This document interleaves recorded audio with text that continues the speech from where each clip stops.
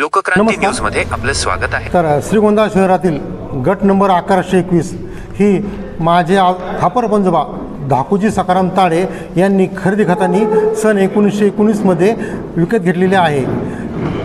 त्या खरेदी खतानुसार वारस म्हणून आजपर्यंत माझे आजोबा नंतर वडील मी ह्याचा मालक झालेलो आहे।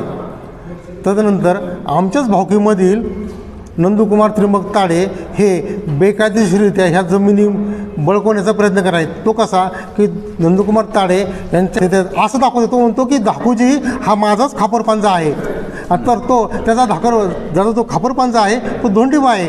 तर मुद्दाम दिशाभूल करण्यासाठी माझा खापरपंजोबा तो असं म्हणतो की धाकूजीच आहे, अशी दिशाभूल लोकांची करतो। आणि जो धोंडीबाची मुलगी आहे तिचं नाव विजया असं आहे। विजया ही मयत झाल्यानंतर तिचे वारीस असताना त्यांनी ते वारस लपवून ठेवले, तिला वारसच नाही असे दाखवले आणि स्वतःच्या नावावर जमीन करून घेतली।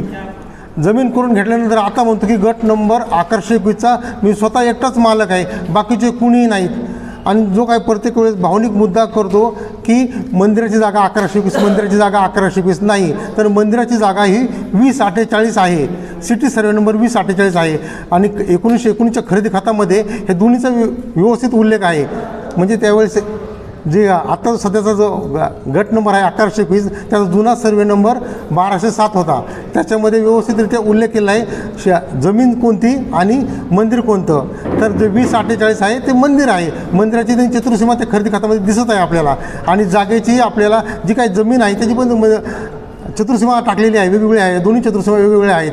पण दोन्ही एकत्र करायचं, लोकांना भावनिक करायचं, लोकांना भडकवायचं आणि ही जागा गिळंकृत करायची, वेगवेगळं आम्हाला मारहाण करून ही जागा बळकवण्याचा प्रयत्न करत आहे।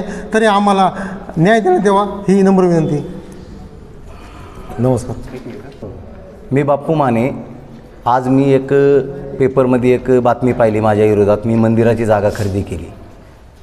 खरी पार्श्वभूमी मंदिराची जागा ती नसून ती चंद्रनंदन ताडे यांच्या वंशाची जागा आहे व ती जागा बळकवण्याचा प्रयत्न नंदू ताडे हे कसे केलेत त्याचं वंशावळ मी ह्यात काढलेलं आहे। आणि ते स्वतःहून त्या जागेत कसे आले अनलिगल, दुसऱ्याच्या वारसाला लपून स्वतःचे वारीस व स्वतःचं नाव कसं लावलं आहे हे सगळं वंशावळमध्ये मी दिलेलं आहे।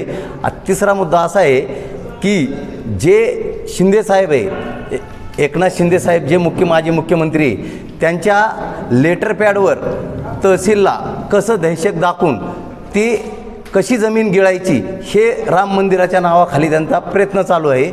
आम्ही जर राम मंदिराची जागा जर खरेदी केलेली असेल तर कायदेशीर आमच्यावर कारवाई व्हावं, अन्यथा त्यांनी अनलिगल स्वतःचे नावं जर त्यात दाखल केलेले असले तर हे ॲफिडेविट आहे, ह्या पद्धतीने त्याच्यावर कारवाई व्हावं ही आमची विनंती आहे। राम मंदिराची जागा ही सिटी सर्वे नंबर 2048 आहे। राम मंदिराची जागा ही 2048 सिटी सर्वे नंबर आहे व त्याच्या शेजारी उत्तर बाजू व पूर्व बाजूनी जे जमीन आहे 1121 ही धाकूजी त्यांच्या खरेदी खताच्या मालकीची आहे व त्याचे वंश चंद्रनंदन ताडे आहे।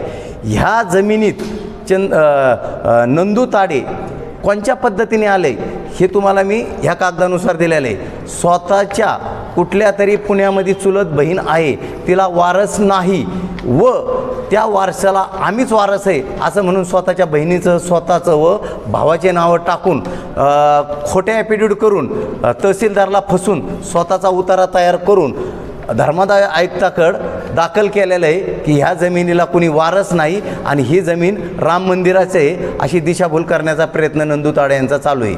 आणि त्यांना जर ताकद जर कोण देत असेल तर एकनाथ शिंदे गट देतात का की एकनाथ शिंदे गटाचे ते तालुका अध्यक्ष आहे, ते म्हणतात सरकार आमचं आहे आणि सरकार हे आमचं असल्यामुळं आम्हाला कुणीही काही करू शकत नाही।